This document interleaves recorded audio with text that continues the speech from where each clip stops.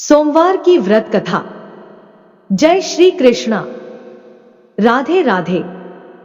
श्रोताओं, आप सभी का दिन शुभ और मंगलमय हो। आज हम सुनेंगे सोमवार की व्रत कथा। ओम नमः शिवाय।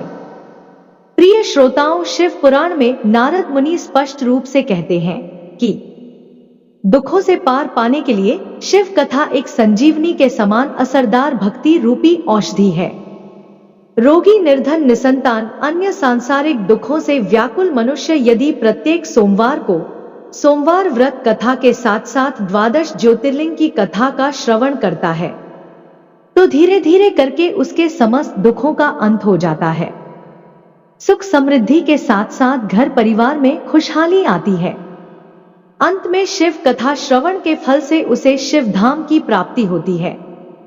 तो आज आप श्रवण करेंगे शिव पुराण में वर्णित सोमवार व्रत कथा एवं द्वादश ज्योतिर्लिंग की दुर्लभ चमत्कारी कथा। प्रिय श्रोताओं, यदि आपको कथा अच्छी लगे तो वीडियो को लाइक, चैनल को सब्सक्राइब भी कीजिएगा।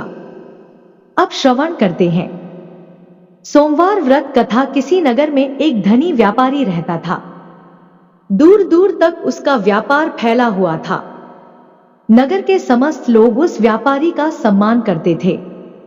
इतना सब कुछ संपन्न होने के बाद भी वह व्यापारी बहुत ही दुखी था, क्योंकि उसका कोई पुत्र नहीं था, जिस कारण अपने मृत्यु के पश्चात व्यापारी के उत्तराधिकारी की चिंता उसे सताती रहती थी।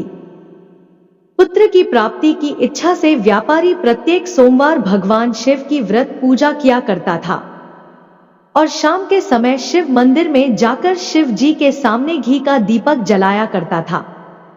उसकी भक्ति देखकर माता पार्वती प्रसन्न हो गई और भगवान शिव से उस व्यापारी की मनोकामना पूर्ण करने का निवेदन किया। भगवान शिव बोले, हे देवी, इस संसार में सबको उनके कर्मों के अनुसार फल की प्राप्ति होती है। जो प्राणी जैसा कर्म करते हैं उन्हें वैसा ही फल प्राप्त होता है। शिवजी द्वारा समझाने के बावजूद माता पार्वती नहीं मानी और उस व्यापारी की मनोकामना पूर्ति करने के लिए शिव जी से बार बार अनुरोध करती रही। अंततः माता के आग्रह को देखकर भगवान भोलेनाथ को उस व्यापारी को पुत्र प्राप्ति का वरदान देना पड़ा। वरदान देने के पश्चात भोलेनाथ माता पार्वती से बोले कि हे उमा, हे देवी, आपके आग्रह पर मैंने पुत्र प्राप्ति का वरदान तो दे दिया, परंतु इस व्यापारी का पुत्र 16 वर्ष से अधिक समय तक जीवित नहीं रहेगा। उसी रात भगवान शिव उस व्यापारी के स्वप्न में आए और उसे पुत्र प्राप्ति का वरदान दिया और उसके पुत्र के 16 वर्ष तक जीवित रहने की भी बात बताई। भगवान के वरदान से व्यापारी को खुशी तो हुई, किंतु पुत्र की अल्प आयु की चिंता ने उसकी खुशी को नष्ट कर दिया। व्यापारी पहले की तरह सोमवार के दिन भगवान शिव का विधिवत व्रत करता रहा। कुछ महीनों के पश्चात उसके घर एक सुंदर बालक ने जन्म लिया। घर में खुशियां ही खुशियां भर गई। बहुत धूमधाम से पुत्र जन्म का समारोह मनाया गया, परंतु व्यापारी को पुत्र जन्म की अधिक प्रसन्नता ना हुई, क्योंकि उसे पुत्र की अल्प आयु के रहस्य का पता था। जब पुत्र 12 वर्ष का हुआ तो व्यापारी ने उसे उसके मामा के साथ पढ़ने के लिए वाराणसी भेज दिया। लड़का अपने मामा के साथ शिक्षा प्राप्ति हेतु चल दिया। रास्ते में जहां भी मामा भांजे विश्राम हेतु रुकते वहीं यज्ञ करते और ब्राह्मणों को भोजन कराते। लंबी यात्रा के बाद मामा भांजे एक नगर में पहुंचे। उस दिन नगर के राजा की कन्या का विवाह था, जिस कारण पूरे नगर को दुल्हन की तरह सजाया गया था। निश्चित समय पर बारात आ गई, लेकिन वर का पिता अपने बेटे के एक आंख से काना होने के कारण बहुत ही चिंतित था। उसे भय था कि इस बात का पता चलने पर कहीं राजा विवाह से इनकार ना कर दे, इससे उसकी बदनामी भी होगी। जब वर के पिता ने व्यापारी के पुत्र को देखा तो उसके मस्तिष्क में एक विचार आया। उसने सोचा, क्यों ना इस लड़के को दूल्हा बनाकर राजकुमारी से विवाह करा दूं। विवाह के बाद इसको धन देकर विदा कर दूंगा। और राजकुमारी को अपने नगर ले जाऊंगा। वर के पिता ने लड़के के मामा से इस संबंध में बात की। मामा ने धन मिलने के लालच में वर के पिता की बात स्वीकार कर ली। लड़के को दूल्हे का वस्त्र पहनाकर राजकुमारी से विवाह कर दिया गया। राजा ने बहुत सारा धन देकर राजकुमारी को विदा किया। शादी के बाद लड़का जब राजकुमारी के साथ लौट रहा था तो वह सच छुपा नहीं सका और उसने राजकुमारी की ओढ़नी पर लिख दिया कि राजकुमारी, तुम्हारा विवाह मेरे साथ हुआ था। मैं तो वाराणसी पढ़ने के लिए जा रहा हूं और अब तुम्हें जिस युवक की पत्नी बनना पड़ेगा वह कान्हा है। अब राजकुमारी ने अपनी ओढ़नी पर लिखा हुआ पढ़ा तो उसने कान्हे लड़के के साथ जाने से इनकार कर दिया। राजा को जब यह सब बात पता लगी तो उसने राजकुमारी को महल में ही रख लिया और इधर लड़के वाले अपमानित होकर बारात वापस लेकर अपने घर चले गए और साहूकार का लड़का अपने मामा के साथ वाराणसी पहुंच गया। गुरुकुल में पढ़ना आरंभ कर दिया। जब उसकी आयु 16 वर्ष की हुई तो उसने यज्ञ किया। यज्ञ के समाप्ति पर ब्राह्मणों को भोजन कराया और खूब अन्न वस्त्र दान दिए।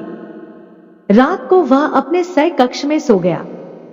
अब शिव जी के वरदान के अनुसार शय अवस्था में ही उसके प्राण पखेरु उड़ गए।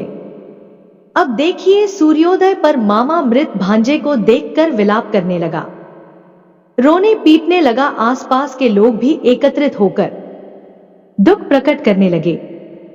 लड़के के मामा के रोने विलाप करने के स्वर समीप से गुजरते हुए भगवान शिव और माता पार्वती जी ने भी सुनी। माता पार्वती ने भगवान शिव से कहा, हे प्राणनाथ, मुझे इसके रोने के स्वर सहन नहीं हो रहे हैं। आप इस व्यक्ति के कष्ट को अवश्य दूर करिए प्रभु। भगवान शिव ने माता पार्वती के साथ अदृश्य रूप में समीप जाकर देखा तो भोलेनाथ माता पार्वती से बोले, हे देवी उमा, यह तो उसी व्यापारी का पुत्र है जिसे मैंने 16 वर्ष की आयु का वरदान दिया था। इसकी आयु अब पूरी हो गई है। माता पार्वती ने फिर भगवान शिव से निवेदन करके उस बालक को जीवित करने का आग्रह किया। माता पार्वती के करुण आग्रह पर भगवान शिव ने उस लड़के को जीवित होने का वरदान दिया और कुछ ही पल में वह जीवित होकर उठ बैठा। शिक्षा प्राप्त करके लड़का मामा के साथ अपने नगर की ओर चल दिए। दोनों चलते चलते उसी नगर में पहुंचे जहां उसका विवाह हुआ था। उसी नगर में भी यज्ञ का आयोजन किया।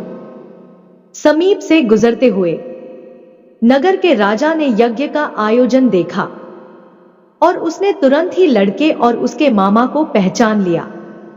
यज्ञ समाप्त होने पर राजा मामा और लड़के को महल में ले आया और कुछ दिनों तक उन्हें महल में रखकर बहुत सारा धन वस्त्र आदि देकर राजकुमारी के साथ विदा कर दिया।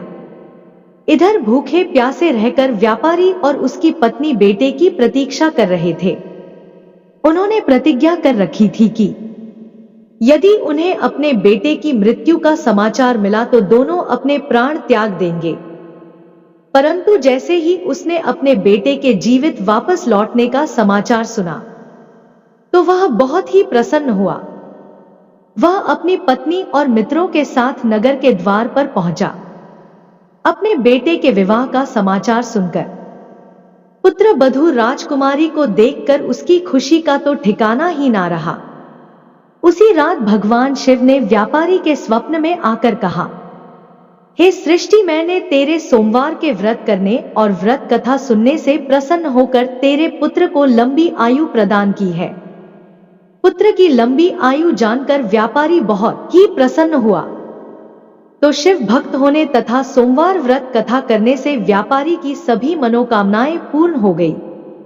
इसी प्रकार से जो भक्तगण सोमवार का विधिवत व्रत करते हैं और व्रत कथा को सुनते हैं उनकी सभी इच्छाएं पूरी होती है। तो बोलिए ओम नमः शिवाय। तो प्रिय श्रोताओं, अब आइए श्रवण करते हैं मनोकामनाओं को पूर्ण करने वाली 12 ज्योतिर्लिंग की संपूर्ण कथा। यह कथा चमत्कारिक रूप से सभी दुखों को दूर करने वाली है। तो इसे अंत तक अवश्य श्रवण करिएगा। 12 ज्योतिर्लिंग में सबसे पहला ज्योतिर्लिंग है श्री सोमनाथ ज्योतिर्लिंग। सोमनाथ ज्योतिर्लिंग कथा के अनुसार जब प्रजापति दक्ष ने अपने सभी 27 कन्याओं का विवाह चंद्रमा के साथ कर दिया तो वे बहुत ही प्रसन्न हुए। पत्नी के रूप में दक्ष कन्याओं को प्राप्त करके चंद्रमा बहुत ही सुशोभित हुए और दक्ष कन्याएं भी अपने स्वामी के रूप में चंद्रमा को प्राप्त करके सभी कन्याएं भी इस विवाह से प्रसन्न थी। चंद्रमा की उन 27 पत्नियों में से रोहिणी उन्हें सबसे ज्यादा प्रिय थी, जिनको वे विशेष आदर तथा प्रेम करते थे। उनका इतना प्रेम अन्य पत्नियों से नहीं था। चंद्रमा की अपनी तरफ उदासीनता और उपेक्षा को देखकर रोहिणी के अलावा बाकी दक्ष पुत्रियां बहुत ही दुखी हुई। वे सभी अपने पिता अध्यक्ष की शरण में गई और उनसे अपने कष्टों का वर्णन किया। अपनी पुत्रियों की व्यथा और चंद्रमा के दुर्व्यवहार को सुनकर दक्ष भी बहुत ही दुखी हुए। उन्होंने चंद्रमा से भेंट की और शांति पूर्वक कहा कि हे कलानिधि, तुमने निर्मल व पवित्र कुल में जन्म लिया है, फिर भी तुम अपनी पत्नियों के साथ भेदभाव पूर्ण व्यवहार करते हो। तुम्हारे आश्रम में रहने वाली जितनी भी पत्नियां हैं, उनके प्रति तुम्हारे मन में प्रेम कम और अधिक ऐसा सौतेला व्यवहार क्यों है? तुम किसी को अधिक प्रेम करते हो और किसी को कम प्रेम करते हो, ऐसा क्यों करते हो? अब तक जो व्यवहार किया वह ठीक नहीं है, फिर अब आगे ऐसा व्यवहार तुम्हें नहीं करना चाहिए। जो व्यक्ति आत्मजनों के साथ विषमता पूर्वक व्यवहार करता है, उसे नरक में जाना पड़ता है। इस प्रकार प्रजापति दक्ष ने अपने दामाद चंद्रमा को प्रेम पूर्वक समझाया, चंद्रमा में सुधार हो जाएगा। ऐसा सोच प्रजापति दक्ष वापस लौट आए। इतना समझाने पर भी चंद्रमा ने अपने ससुर प्रजापति दक्ष की बात नहीं मानी। रोहिणी के प्रति अतिशय आसक्ति के कारण उन्होंने अपने कर्तव्य की अवहेलना की तथा अपनी अन्य पत्नियों का कुछ भी ख्याल नहीं रखा। दोबारा समाचार प्राप्त कर प्रजापति दक्ष बड़े दुखी हुए। वे पुनः चंद्रमा के पास आकर उन्हें उत्तम नीति के द्वारा समझाने लगे। दक्ष ने चंद्रमा से न्यायोचित बर्ताव करने की प्रार्थना की। बार बार आग्रह करने पर भी चंद्रमा ने अवहेलना पूर्वक जब दक्ष की बात नहीं मानी, तब उन्होंने चंद्रमा को श्राप दिया। दक्ष ने कहा कि मेरे आग्रह पर भी तुमने मेरी अवज्ञा की है, इसीलिए तुम्हें क्षय रोग हो जाए। दक्ष द्वारा शाप देने के साथ ही क्षण भर में चंद्रमा क्षय रोग से ग्रसित हो गए। उनके क्षीण होते ही सर्वत्र हाहाकार मच गया। सभी देवता गण तथा ऋषि गण भी चिंतित हो गए। परेशान चंद्रमा ने अपनी अवस्था तथा उसके कारणों की सूचना इंद्र आदि देवताओं तथा ऋषियों को दी। उसके बाद उनकी सहायता के लिए इंद्र आदि देवता तथा वशिष्ठ आदि ऋषिगण ब्रह्मा जी की शरण में गए। ब्रह्मा जी ने उनसे कहा कि जो घटना हो गई उसे तो भुगतना ही है, क्योंकि दक्ष के निश्चय को नहीं जा सकता। उसके बाद ब्रह्मा जी ने उन देवताओं को एक उत्तम उपाय बताया। ब्रह्मा जी ने कहा कि चंद्रमा देवताओं के साथ कल्याण काक शुभ प्रभास क्षेत्र में चले जाएं। वहां पर विधि पूर्वक शुभ महामृत्युंजय मंत्र का अनुष्ठान करते हुए श्रद्धा पूर्वक भगवान शिव की आराधना करें। अपने सामने शिवलिंग की स्थापना करके प्रतिदिन कठिन तपस्या करें। इनकी आराधना और तपस्या से जब भगवान भोलेनाथ प्रसन्न हो जाएंगे तो वे इन्हें क्षय रोग से मुक्त कर देंगे। पितामह ब्रह्मा जी की आज्ञा को स्वीकार करके देवता और ऋषियों के संरक्षण में चंद्रमा देव मंडल सहित प्रभास क्षेत्र में पहुंच गए। वहां चंद्रमा ने मृत्युंजय भगवान की अर्चना, वंदना और अनुष्ठान प्रारंभ कर दिया। वे महामृत्युंजय मंत्र का जप तथा भगवान शिव की उपासना में तल्लीन हो गए।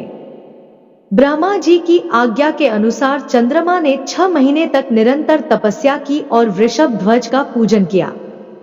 10 करोड़ महामृत्युंजय मंत्र का जप तथा ध्यान करते हुए चंद्रमा स्थिर चित्त से वहां निरंतर खड़े रहे।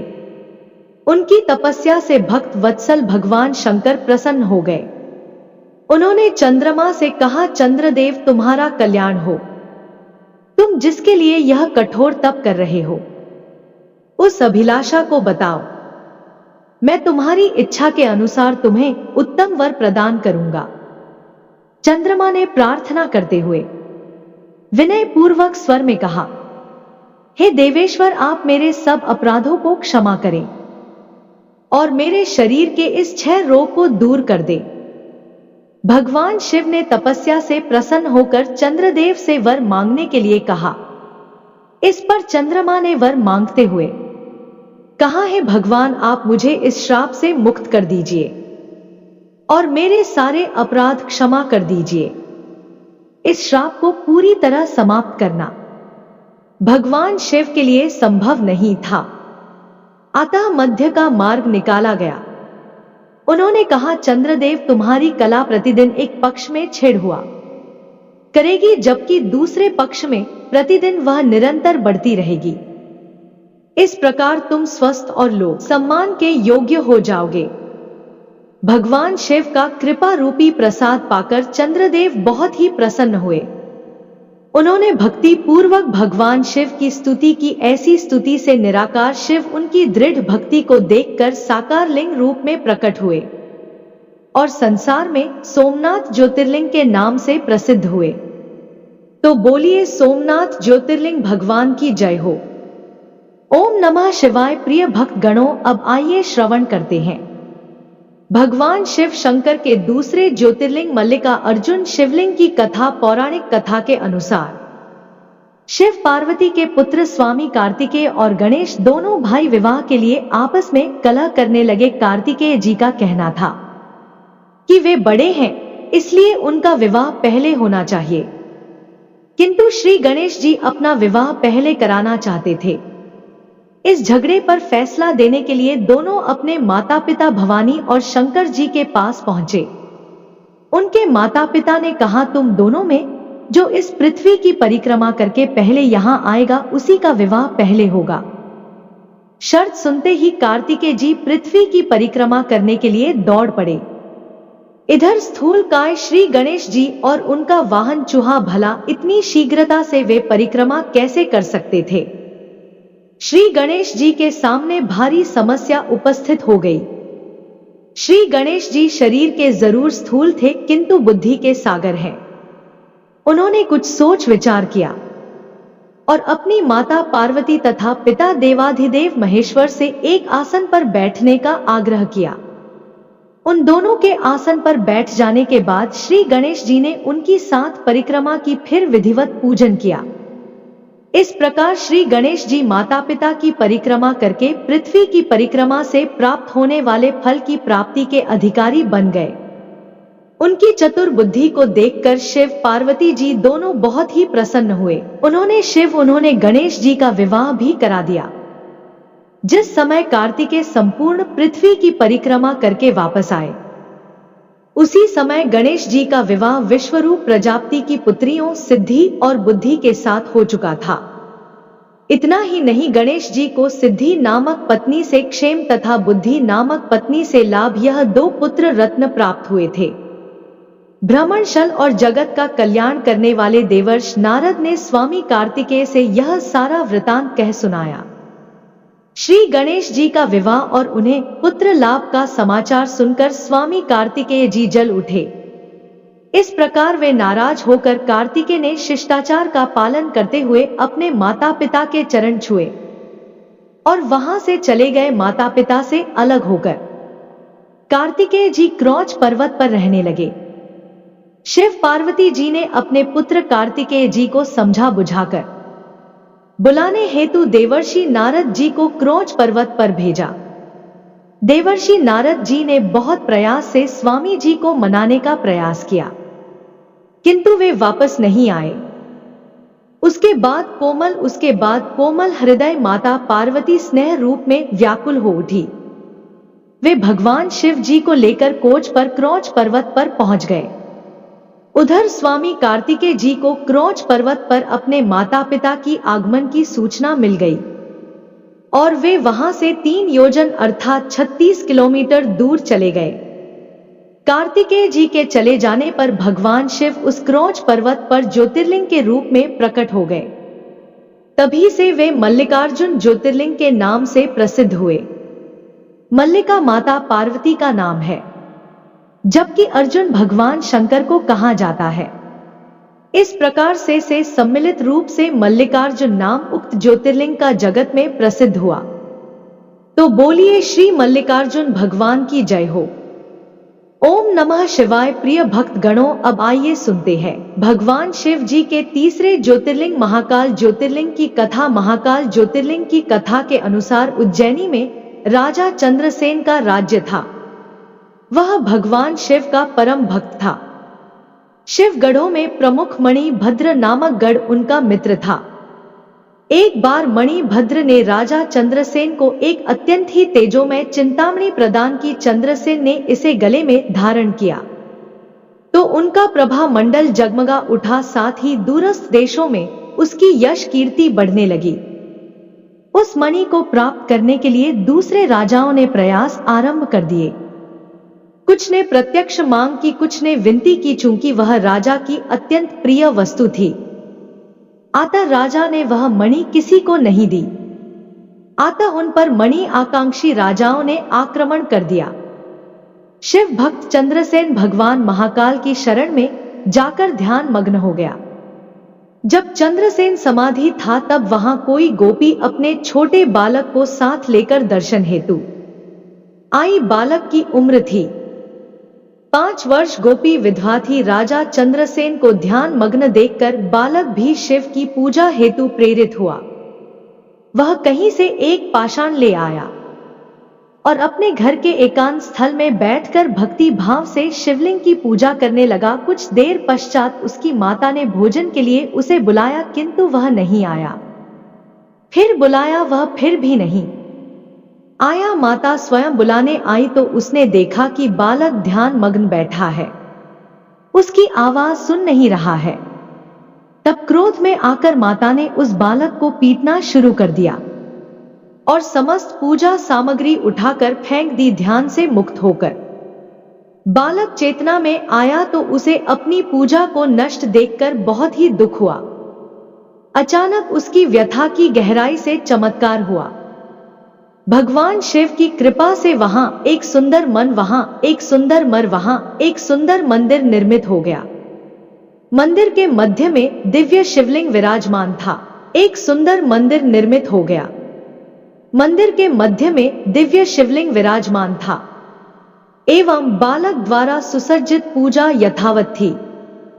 उसकी माता की तंद्रा भंग हुई तो वह भी आश्चर्यचकित हो गई। राजा चंद्रसेन को जब शिव जी की अनन्य कृपा से घटित इस घटना की जानकारी मिली तो वह उस शिव भक्त बालक से मिलने पहुंचा। अन्य राजा जो मणि हेतु युद्ध पर उतारू थे वे भी पहुंचे। सभी ने राजा चंद्रसेन ने अपने अपराध की क्षमा मांगी और सब मिलकर भगवान महाकाल का पूजन अर्चन करने लगे। तभी वहां राम भक्त श्री हनुमान जी अवतरित हुए और उन्होंने गोप बालक को गोद में बैठाकर सभी राजाओं और उपस्थित जन समुदाय को संबोधित किया। इस गोप बालक ने अन्यत्र शिव पूजा को मात्र देखकर ही बिना किसी मंत्र अथवा विधि विधान की शिव आराधना कर सर्व विधि मंगल को प्राप्त किया है। यह शिव का परम श्रेष्ठ भक्त समस्त गोप जनों की कीर्ति बढ़ाने वाला है। इस लोक में यह अखिल अनंत सुखों को प्राप्त करेगा, वह मरणोपरांत मोक्ष को प्राप्त होगा। इसी के वंश का 8वां पुरुष महायशस्वी नंद होगा, जिसके पुत्र के रूप में स्वयं नारायण कृष्ण नाम से प्रतिष्ठित होंगे। कहा जाता है कि भगवान महाकाल तब से ही उज्जैनी में स्वयं राजा और प्रजापालक के रूप में विराजमान है। हमारे प्राचीन ग्रंथों में महाकाल की असीम महिमा का वर्णन मिलता है। महाकाल साक्षात राजाधिराज देवता माने गए हैं। तो बोलिए श्री महाकालेश्वर भगवान की जय हो। ओम नमः शिवाय। प्रिय भक्त गणों, आइए अब श्रवण करते हैं भगवान शिव जी के चौथे ज्योतिर्लिंग ओमकारेश्वर ज्योतिर्लिंग की कथा। हिंदू पौराणिक कथाओं में एक हिंसक युद्ध का उल्लेख है। जो देवताओं और उनके दुष्ट समकक्ष असुरों के बीच छिड़ गया था। दुर्भाग्य से असुरों ने उन्हें हरा दिया था। देवताओं की शक्तियां काफी कमजोर हो रही थी। देवता काफी असहाय थे। असुरों को हराने का कोई अन्य विकल्प न देखकर देवता ने भगवान शिव से प्रार्थना की। उनकी प्रार्थना से प्रसन्न होकर भगवान शिव ओंकारेश्वर के रूप में पृथ्वी पर प्रकट हुए। असुरों को हराया। एक अन्य किंवदंती कथा के अनुसार विंध्य पर्वत की कहानी है, जिसे एक बार ऋषि नारद जी ने उकसाया था, जिन्होंने उसे चिढ़ा था कि मेरु पर्वत अधिक महत्वपूर्ण है। बंद ने नारद जी को गलत साबित करने की ठानी और भगवान शिव को प्रसन्न करने के उद्देश्य से कठोर तपस्या शुरू कर दी। भगवान शिव बंद की भक्ति से बहुत प्रसन्न हुए और उन्हें मेरु से भी महान होने की उनकी इच्छा पूरी की। देवताओं और ऋषियों के अनुरोध पर बिंद द्वारा पूजित लिंग को 2 भागों में विभाजित कर दिया गया। इसमें से एक लिंग को ओंकारेश्वर के नाम से जाना जाता है और जो शिवपुरी पहाड़ी पर ओंकारेश्वर मंदिर स्थित है, वह ममलेश्वर के नाम से जाना जाता है। दूसरा लिंगम नर्मदा नदी के निकट तट पर स्थित है। इक्ष्वाकु वंश के राजा मानधाता ने यहां भगवान शिव की पूजा की थी और उनकी तपस्या से प्रसन्न होकर भगवान ने उन्हें दर्शन दिए थे। मानधाता के पुत्र अमरीश और मुकुंद भी भगवान शिव के महान भक्त थे और यहां भगवान शिव की विधिवत पूजा करते थे। राजा मानधाता भगवान राम के पूर्वज भी थे। तो इस प्रकार से ओंकारेश्वर ज्योतिर्लिंग की महिमा बड़ी ही अपरंपार है। तो बोलिए ओंकारेश्वर भगवान की जय हो। ओम नमः शिवाय। प्रिय श्रोताओं, अब आइए श्रवण करते हैं भगवान शिव के 5वें ज्योतिर्लिंग श्री के दशावतार ज्योतिर्लिंग की कथा। स्कंद पुराण में भगवान शंकर माता पार्वती से कहते हैं, हे प्राणेश्वरी, यह क्षेत्र उतना ही प्राचीन है जितना कि मैं हूं। मैं इसी स्थान पर सृष्टि की रचना के लिए ब्रह्मा के रूप में परम ब्रह्मवर्त किया। तभी से यह स्थान मेरा चिर परिचित आवास है। यह केदार खंड मेरा चिर निवास होने के कारण भू स्वर्ग के समान है। कथा पुराण के अनुसार लय के केदार श्रृंग पर भगवान विष्णु के अवतार महातपस्वी नर और नारायण ऋषि तपस्या करते थे। उनकी आराधना से प्रसन्न होकर भगवान शंकर प्रकट हुए। उनकी प्रार्थना अनुसार ज्योतिर्लिंग के रूप में सदा वास करने का वर प्रदान किया।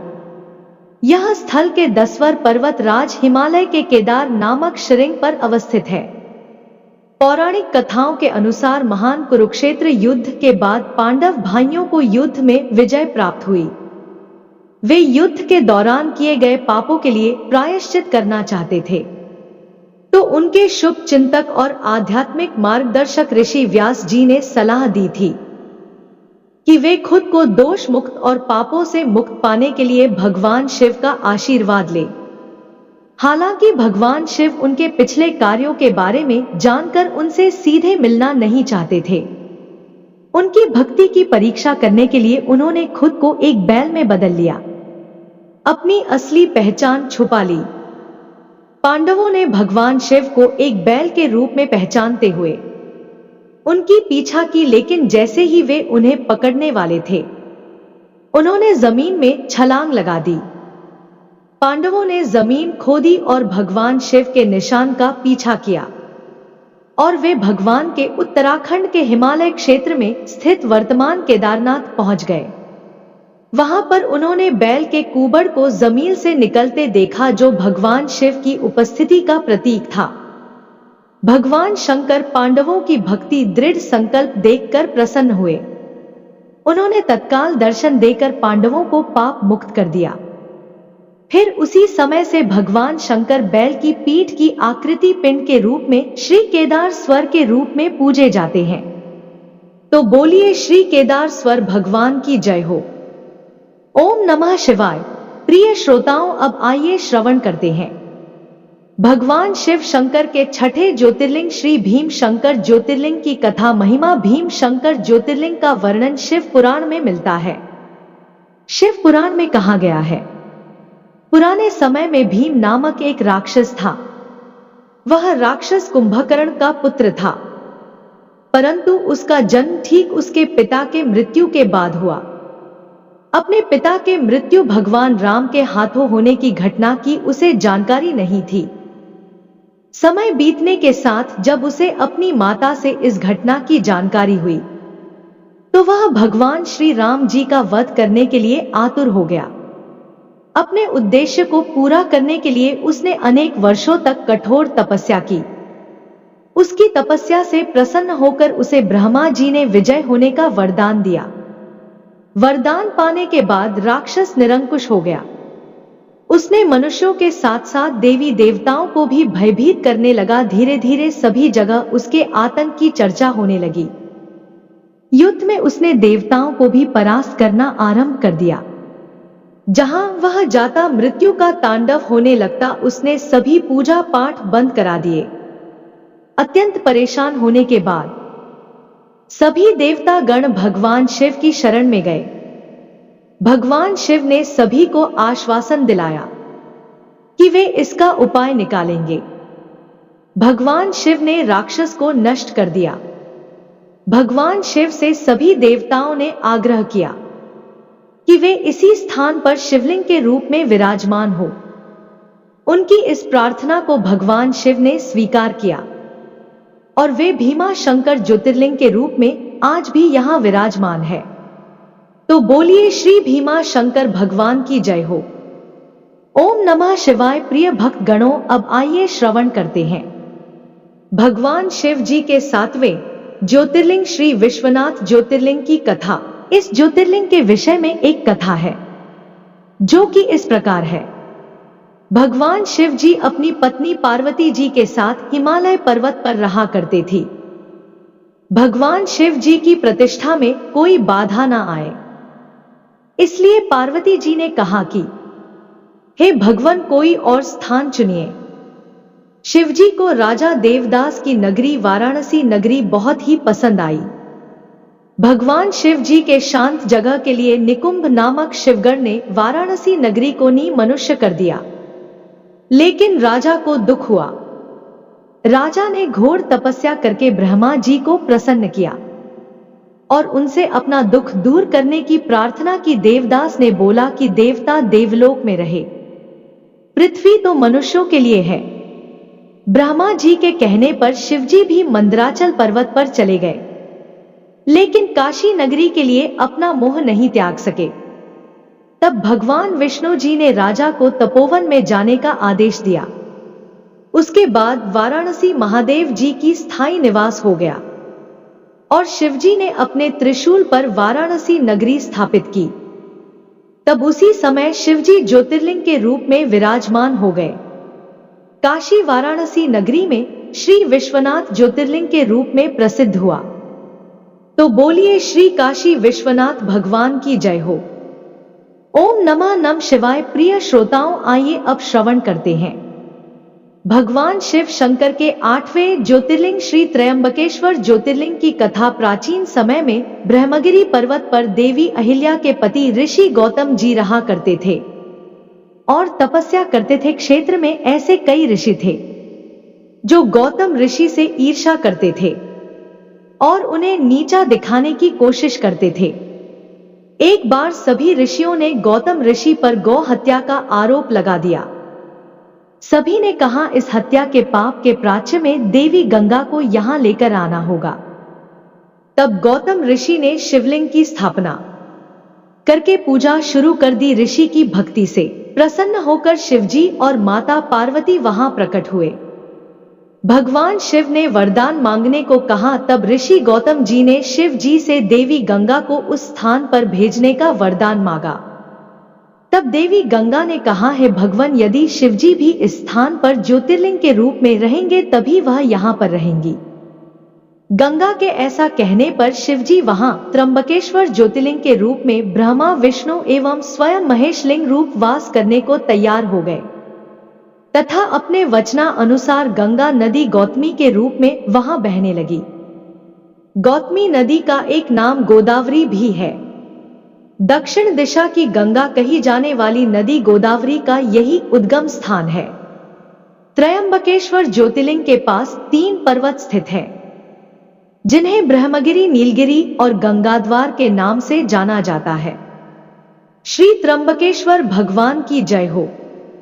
ओम नमः शिवाय। प्रिय श्रोताओं, अब आइए श्रवण करते हैं भगवान शिव जी के 9वें ज्योतिर्लिंग वैद्यनाथ ज्योतिर्लिंग की कथा महिमा। एक बार राक्षस राज रावण ने हिमालय पर स्थित होकर भगवान शिव की घोर तपस्या की। रावण ने अपना एक एक सिर काट काट कर शिवलिंग पर चढ़ा दिए।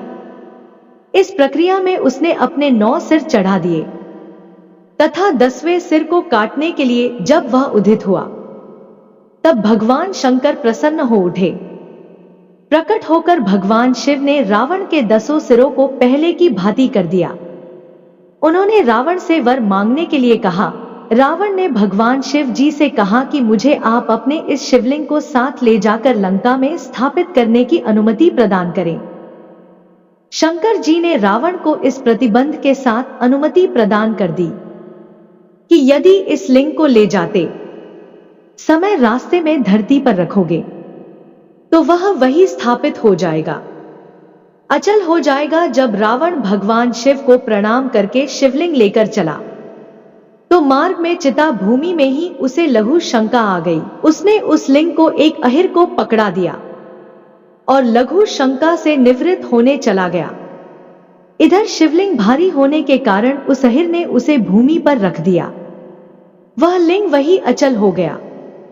वापस आकर रावण ने काफी जोर लगाकर उस शिवलिंग को उखाड़ना चाहा, किंतु वह असफल रहा। अंत में वह निराश होकर चला गया। उस शिवलिंग पर अपने अंगूठे से दबाकर लंका के लिए खाली हाथ ही चल दिया।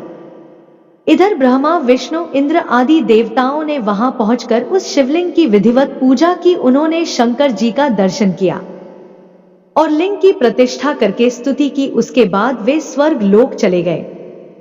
जिस चरवाहे ने भगवान शिव जी को वहां रखा था, उसका नाम वैजू था। इसलिए वह भगवान वैद्यनाथ के रूप में जाने गए। तो बोलिए श्री वैद्यनाथ भगवान की जय हो। प्रिय श्रोताओं, अब आइए श्रवण करते हैं भगवान शिव जी के 10वें ज्योतिर्लिंग श्री नागेश्वर ज्योतिर्लिंग की कथा। एक समय की बात है, एक दारुका नाम की एक प्रसिद्ध राक्षसी थी, जो पार्वती जी से वरदान प्राप्त करके अहंकार में चूर रहती थी। उसका पति दारुका महाशक्तिशाली राक्षस था। उसने बहुत से राक्षसों को अपने साथ लेकर समाज में आतंक फैलाया हुआ था। वह यज्ञ आदि शुभ कार्यों को नष्ट करता हुआ संत महात्माओं का संहार करता था। वह प्रसिद्ध धर्म नाशक राक्षस था। पश्चिम समुद्र के किनारे किसी प्रकार की संपदा हो से भरपूर 16 योजन विस्तार पर उसका एक वन था, जिसमें वह निवास करता था। दारुका जहां भी जाती थी, वृक्षों तथा विविध उपकरणों से सुसज्जित वह वन भूमि अपने विलास के लिए साथ ले जाती थी। महादेवी पार्वती जी ने उस वन की देखभाल का दायित्व दारुका को ही सौंपा था, जो उनके वरदान के प्रभाव से उनके ही पास रहता था। उससे पीड़ित आम जनता ने महर्षि के पास जाकर अपना कष्ट सुनाया। शरणागत की रक्षा का धर्म पालन करते हुए महर्षि और बने राक्षस को श्राप दे दिया। उन्होंने कहा कि जो राक्षस इस पृथ्वी पर प्राणियों की हिंसा और यज्ञों का विनाश करेगा, उसी समय वह अपने प्राणों से हाथ धो बैठेगा। महर्षि और द्वारा दिए गए श्राप की सूचना जब देवताओं को मालूम हुई, तब उन्होंने दुराचारी राक्षसों पर चढ़ाई कर दी। राक्षसों पर भारी संकट आ पड़ा। यदि वे युद्ध में देवताओं को मारते हैं, तो श्राप के कारण स्वयं मर जाएंगे, और यदि उन्हें नहीं मारते हैं, तो पराजित होकर स्वयं भूखों मर जाएंगे।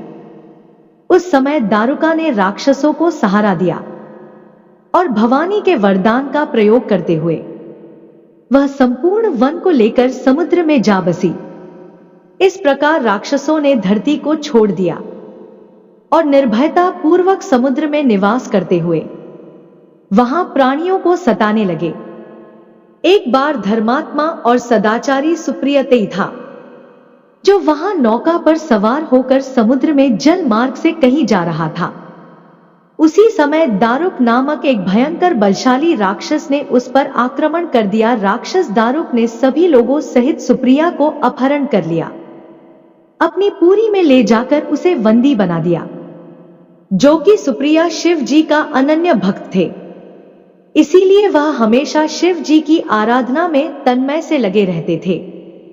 कारागार में भी उनकी आराधना बंद नहीं हुई और उन्होंने अपने अन्य साथियों को भी शिव जी की आराधना करने के प्रति जागरूक कर दिया। वे सभी शिव भक्त बन गए। कारागार में शिव भक्ति का ही बोलबाला हो गया। जब इसकी सूचना राक्षस दारू को मिली तो वह क्रोध में उबल उठा। उसने देखा कि कारागार में सुप्रियानंद करके मेरे विरुद्ध कौन सा षड्यंत्र रच रहा है। वह जोर जोर से चिल्लाता हुआ धमका रहा था।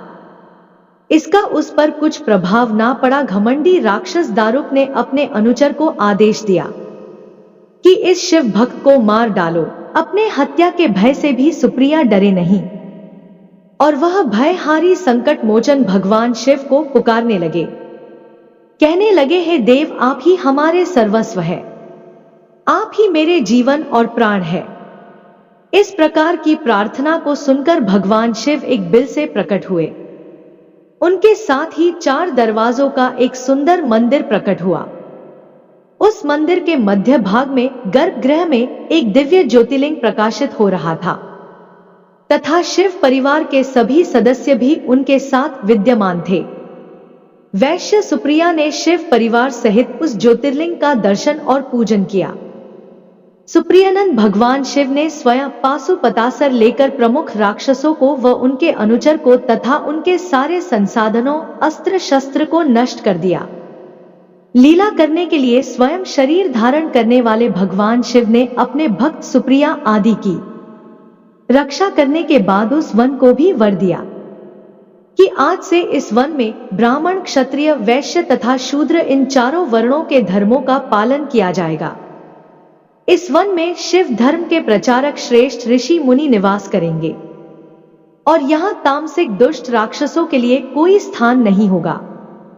राक्षसों पर आए इसी भारी संकट को देखकर राक्षसी दारुका ने दीन भाव से देवी पार्वती की स्तुति की। उनकी प्रार्थना से प्रसन्न माता पार्वती ने पूछा, बताओ मैं तेरा कौन सा प्रिय कार्य करूं? दारुका ने कहा, मां, आप मेरे कुल की रक्षा करें। पार्वती जी ने उसके कुल की रक्षा का आश्वासन देते हुए भगवान शिव से कहा, नाथ, आपकी कही हुई बात इस युग के अंत में सत्य होगी। तब तक यहां तामसिक सृष्टि भी चलती रहे, ऐसा मेरा विचार है। माता पार्वती शिव से आग्रह करती हुई बोली कि मैं भी आपके आश्रय में रहने वाली हूं, आपकी ही हूं, इसलिए मेरे द्वारा दिए गए वचन को भी आप प्रमाणित करें। यह राक्षसी तारुका राक्षस में वलिर ही शक्ति तथा देवी है, इसीलिए यह राक्षसों के राज्य का शासन करेगी। यह राक्षसों की पत्नियां अपने राक्षस पुत्रों को पैदा करेंगी, जो मिलजुल कर इस वन में निवास करेंगे। ऐसा मेरा विचार है। माता पार्वती के उक्त प्रकार के आग्रह को सुनकर भगवान शिव जी ने उनसे कहा, प्रिय, तुम भी बात सुनो। मैं भक्तों का पालन तथा उनकी रक्षा के लिए प्रसन्न पूर्वक इस वन में निवास करूंगा। जो मनुष्य वर्णाश्रम धर्म का पालन करते हुए सदा भक्ति पूर्वक मेरा दर्शन करेगा, वह चक्रवर्ती राजा बनेगा। कलयुग के अंत में तथा सतयुग के प्रारंभ में महासेन का पुत्र वीरसेन राजाओं का महाराज होगा। यह मेरा परम भक्त तथा महापराक्रमी होगा। जब वह इस वन में आकर मेरा दर्शन करेगा, उसके बाद वह चक्रवर्ती सम्राट हो जाएगा। तत्पश्चात बड़ी बड़ी लीलाएं करने वाला शिव दंपति ने आपस में हास विलास की बातें की और वहीं पर स्थित हो गए। इस प्रकार शिव भक्तों के प्रिय ज्योतिर्लिंग स्वरूप भगवान शिव नागेश्वर कहलाए और पार्वती देवी भी नागेश्वरी के नाम से विख्यात हुई। इस प्रकार शिव ज्योतिर्लिंग के रूप में प्रकट हुए। जो तीनों लोकों की कामनाओं को पूर्ण करते हैं। तो बोलिए श्री नागेश्वर भगवान की जय हो। ओम नमः शिवाय। प्रिय श्रोताओं, अब आइए श्रवण करते हैं भगवान शिव जी के 11वें ज्योतिर्लिंग रामेश्वर ज्योतिर्लिंग की कथा। इस ज्योतिर्लिंग की स्थापना मर्यादा पुरुषोत्तम भगवान श्री रामचंद्र जी ने किया था। स्कंद पुराण में इसकी महिमा विस्तार से वर्णित है। इसके विषय में कथा कही जाती है कि जब भगवान श्री रामचंद्र जी लंका पर चढ़ाई के लिए जा रहे थे, तब इसी स्थान पर उन्होंने समुद्र की बालू से शिवलिंग बनाकर उनका पूजन किया था। ऐसा भी कहा जाता है, इस स्थान पर ठहर कर भगवान रामचंद्र जी जल पी रहे थे कि आकाशवाणी हुई कि मेरी पूजा किए बिना ही जल पीते हो। इस वाणी को सुनकर भगवान श्री रामचंद्र जी ने बालू से शिवलिंग बनाकर उनकी पूजा की तथा भगवान शिव जी से रावण पर विजय प्राप्त करने का वरदान मांगा। उन्होंने प्रसन्नता के साथ यह वर भगवान श्री रामचंद्र जी को दिया। भगवान शिव ने लोक कल्याण ज्योतिर्लिंग के रूप में वहां निवास करने की सबकी प्रार्थना भी स्वीकार की। तभी से यह ज्योतिर्लिंग वहां पर प्रभु श्री रामचंद्र जी के नाम पर रामेश्वर ज्योतिर्लिंग के रूप में जाना जाता है। तो बोलिए श्री रामेश्वर भगवान की जय हो।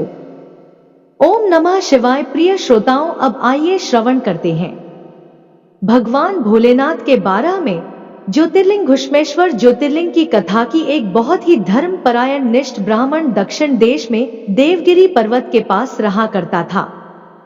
उसकी पत्नी का नाम सुदेवा था। वे दोनों एक दूसरे से बहुत प्रेम करते थे। उनकी कोई संतान नहीं थी। ज्योतिष गणना से पता चला कि सुदेवा गर्भवती नहीं हो सकती, लेकिन फिर भी वह एक बच्चा चाहती थी।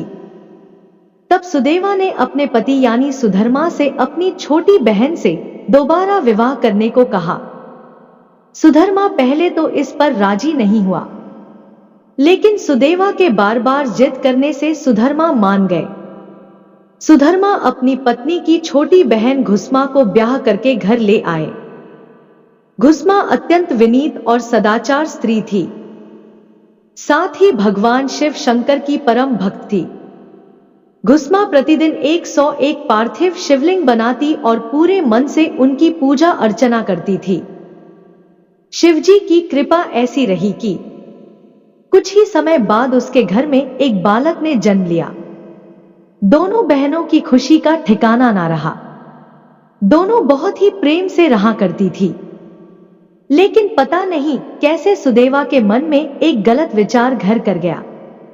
उसने सोचा कि इस घर में सब कुछ तो घुस्मा का ही है, मेरा कुछ भी नहीं है।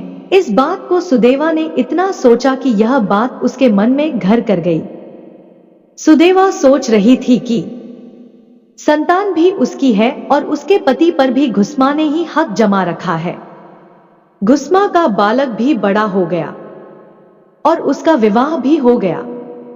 इन्हीं सबको विचारों के साथ एक दिन उसने घुस्मा के युवा पुत्र को रात में सोते समय मौत के घाट उतार दिया।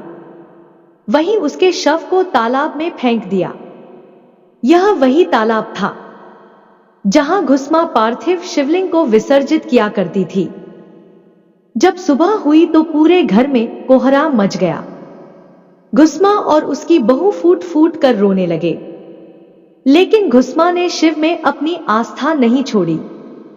उसने हर दिन की तरह इस दिन भी शिव जी की भक्ति की पूजा समाप्त होने के बाद जब वह पार्थिव शिवलिंग को विसर्जित करने के लिए तालाब पर गई, तो उसका बेटा तालाब के अंदर से निकलकर आता हुआ दिखाई पड़ा। बाहर आकर वो हमेशा की तरह घुस्मा के चरणों पर गिर पड़ा। ऐसा लग रहा था कि वह कहीं से घूम कर आ रहा हो। तभी शिव जी प्रकट हुए। उन्होंने घुस्मा से वर मांगने को कहा, लेकिन शिव जी सुदेवा की इस क्रूरता से बेहद क्रोधित थे और वह अपने त्रिशूल से सुदेवा का गला काटने के लिए उद्धृत थे। लेकिन घुस्मा ने शिव जी से हाथ जोड़कर विनती की कि वो उनकी बहन को क्षमा कर दे जो जघन्य पाप किया है। लेकिन शिवजी की दया से ही उसे उसका पुत्र वापस मिला है। अब सुदेवा को भगवान शिव ने क्षमा कर दिया। घुस्मा ने शिव जी से प्रार्थना की कि लोक कल्याण के लिए वह इसी स्थान पर हमेशा के लिए निवास करें। शिवजी ने घुस्मा की दोनों बातें मान ली और ज्योतिर्लिंग के रूप में प्रकट होकर वहीं निवास करने लगे। शिव भक्त घुस्मा के आराध्य होने के कारण ही इनका नाम घुश्मेश्वर महादेव पड़ा। इन्हें घुमेश्वर महादेव के नाम से भी माना जाता है। तो बोलिए घुश्मेश्वर महादेव जी की जय हो। ओम नमः शिवाय। तो प्रिय श्रोताओं, आज की यह सोमवार में सुनी जाने वाली भगवान शिव जी की परम पुण्यदायक द्वादश ज्योतिर्लिंग की कथा महिमा संपूर्ण हुई। उम्मीद करती हूँ आपको यह कथाएं बहुत ही पसंद आई होंगी।